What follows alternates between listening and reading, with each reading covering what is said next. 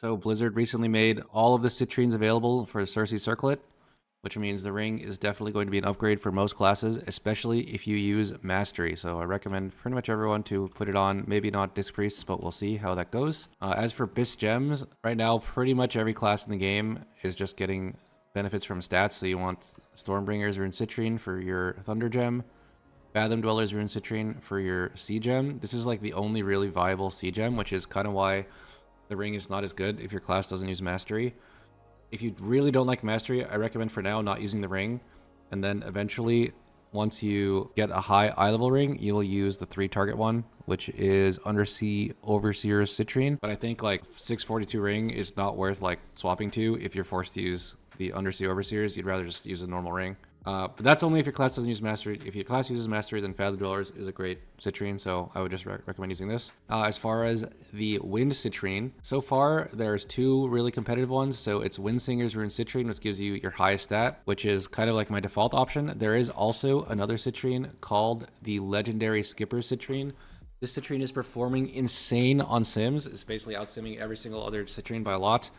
After testing with it, it seems like we have about 50% uptime on some sort of stat buff from this. So that's like, since it gives you the 150% of that gem, it's like 75% of the gem just by that. And then it also gives you a bunch of random damage and healing procs, which are really not worth very much. It's like less than 1% damage and not very much healing. And it also can proc War Queen's Citrine. So I would say generally it's probably slightly better than the Windsingers in terms of pure output, like damage-wise. However, if you're like a tank, like a paladin, and you need to meet certain haste amounts, mastery amounts, whatever, then it might not be worth swapping to. It might be worth just playing the Windsinger. So after playing with legendaries a bit, I kind of prefer Windsinger Citrine for paladin, but for like DPS, I think Legendary Skippers is probably going to be the choice. The other interesting option is Roaring War Queen's Citrine. So I think it's worth it for at least one player in your group in Mythic Plus to be wearing this. It's definitely worth it for at least one player. I'm not sure if about more than that. There's some talk of like certain exploits with like 4 people wearing it and then 1 person wearing the Thunder damage proc. Not sure how that's going to work out. Probably not good in Mythic Plus. But for now, I would say everyone should probably just wear the All-Stat one with 1 person in your group, probably the Aug Evoker, wearing the Roaring War Queen's Citrine. So basically that's where we're at.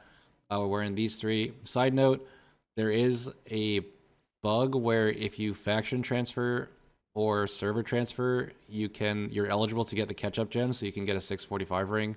A lot of people got that by accident. Pretty sure it's not bannable. So there's that. In terms of how to actually acquire the new gems, so this turtle sells the Legendary Skippers, which many people consider BIS, especially DPS. So you can get it there. And then to get the stat gems, you need to do the event, which is usually over here, called the Shuddering Hollow.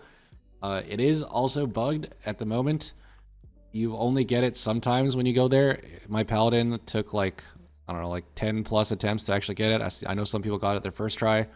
Once you get the stat gem, then you need to go back for the Fathom Dweller. So this gem, the Stormbringer's Rune Citrine, is appearing in the Shuddering Hollow the first time. Then once you get that, you need to keep going to try to get the Fathom Dwellers. Once you get both, your ring is basically complete. There's another question also for Paladin, whether or not this is going to affect your Mastery stat weight. It does make Mastery a little bit better than before, obviously, since when you get more Mastery, it causes the Fathom Dwellers Rune Citrine to make the rest of your gems stronger. That effect is actually not super powerful, so in my opinion, I still wouldn't go over 9400 Mastery with a Shaman in the group, but I am more inclined to play like 100% spell block in dungeons where I wasn't going to before. I will see how that ends up playing out.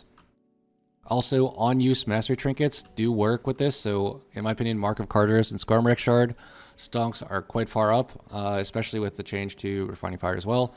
So I have been defaulting to playing my Mythic Mark of Carter's and then either Alvinax's Mercurial Egg or Arakar Sacred, depending on if I can control my movement or not. If I can control my movement, then the Mercurial Egg's a bit better.